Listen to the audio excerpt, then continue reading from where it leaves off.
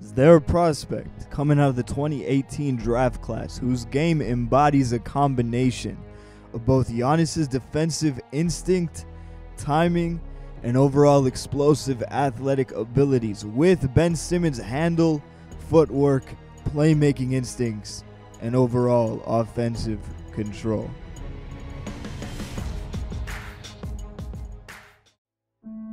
Back out to Allen. Clay for three.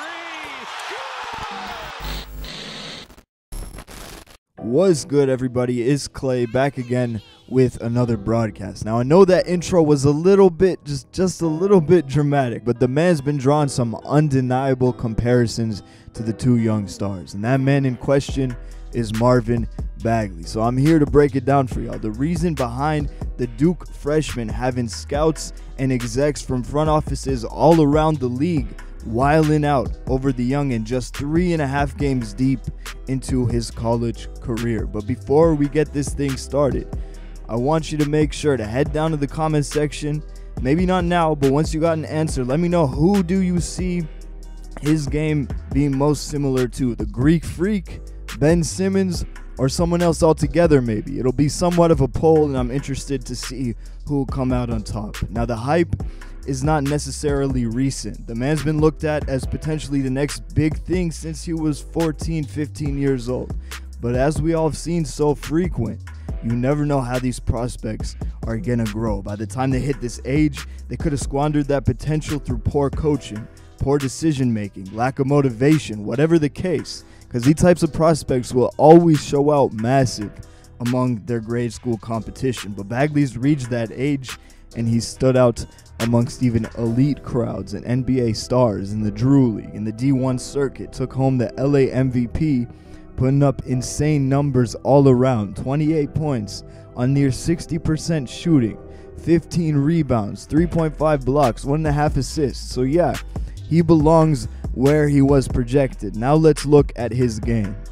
Where are these comparisons to the Rookie of the Year favorite and MVP favorite coming from?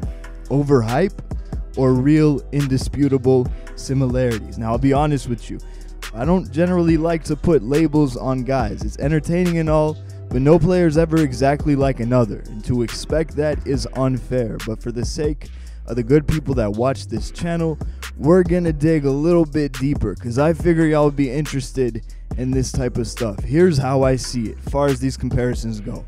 The most prominent resemblance by far is body type. Bagley is almost identical to Ben Simmons in that regard. Back to back, he might hover over Simmons by nothing more than about 1/2 inch, and there's even less of a difference in terms of wingspan, where Bagley still gets the edge. And if that was enough, they're also both lefties. Now, I will say this though it may not seem apparent at a quick glance, the way he plays, Bagley appears significantly stronger. My guess is that it's got a lot more to do with the way he positions his weight and uses it to his advantage in the post than an actual muscle mass discrepancy. But there's definitely more strength to his game than Ben Simmons, especially if we're comparing him to LSU Simmons. Now, in terms of similarities in their game itself, offensively is where you see it. The ability to handle the rock in the open court, the vision, the passing. Bagley has it all, the whole package, but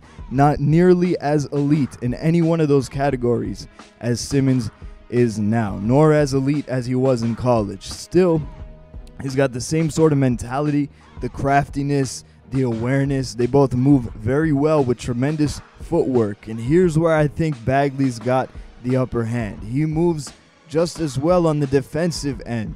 While Simmons has all the tools, Bagley's just got a much more superior drive to be great defensively. He can already guard all 5 positions, switches incredibly well, moves his feet incredibly well, which is ironic since in terms of quickness, Simmons definitely jumps far ahead in that category. I'd argue he's got even greater defensive tools if it wasn't for Bagley's athletic edge.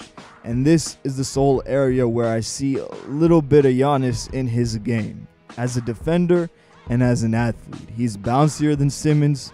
Definitely not as explosive as Giannis though, but then again, I mean, who is? Keeping it real though, past that, Giannis comparisons aren't all that evident to me. Like I said, the strength advantage he has over Simmons allows him the potential to be a better back to the basket player. He seems more adept at operating out of the low post, and he's got a wide array of moves and finishes to go along with that footwork. The problem is, and I know this isn't exactly a groundbreaking discovery, but he's always going to that left. Even on the right side, I've seen him time and time again try and force a floater or something with the left and try to get it up and around the defense. Now at the next level, this is definitely where he's going to have the most trouble. NBA defenses are really going to shut down that left. Ben Simmons, while he shoots with the left, he's incredibly ambidextrous inside. He can finish with either pretty much equally. Regardless, he's a better shooter than both Giannis and Simmons at this stage of his career. Now, don't get me wrong, he's still got a ton of work to put in on that shot, but he's still able to create some gravity, and he's got solid enough form to improve with reps rather than a ton of adjustments that'd hinder him in the short term. Plus, he picks and chooses his shots very wisely. He doesn't settle. Matter of fact, he plays under control in basically all aspects of his game. He doesn't force the issue. Under control, but still extremely hungry is a scary combination. The man can switch and guard all 5 positions with high energy defense, then come back for the board, then make the outlet or run it up the court. Euro step his way to a finish. But while we're on his play in the open court, like I said, he's not quite Ben Simmons' level as a playmaker, as a ball handler, etc. And the same goes in terms of speed. Simmons is significantly faster with the ball, possibly because he handles it so effortlessly. And by translation, I believe that as Bagley tightens up his handle, this will improve some. Now, I wouldn't call him slow by any means for a 7-footer, but he does seem to have a little bit of a hobble in transition. His first real test of the season came against Michigan State.